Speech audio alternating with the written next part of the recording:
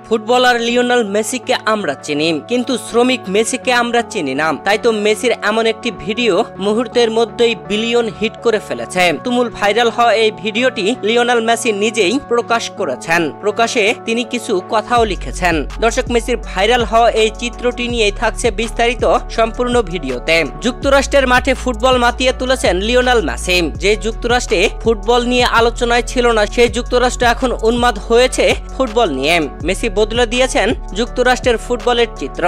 এবার Lionel Messi শ্রমিকের পোশাকে একটি ভিডিও প্রকাশ করেছেন। যে ভিডিওটি মূলত যুক্তরাষ্ট্রের একটি জুস কোম্পানির, যে কোম্পানির সাথে জড়িত হয়েছেন লিওনেল মেসি। আমরা সচরাচর জানি খেলোয়াড়েরা বিভিন্ন কোম্পানির সাথে স্পন্সর হয়, কোম্পানির অ্যাডভার্টাইজমেন্টে কাজ করেন। তেমনি লিওনেল মেসি এটিও একটি জুস কোম্পানির অ্যাডভার্টাইজমেন্টের কাজ করেছেন। তিনি যেই জুস কোম্পানির সাথে জড়িত হয়েছেন, সেই জুস কোম্পানি কিভাবে জুস প্রস্তুত করে তাই যেন দেখছিলেন লিওনেল মেসি। সাথে নিয়েছিলেন স্ত্রীকেও, তবে তারা পোশাক পরেছিল শ্রমিকদের পোশাক।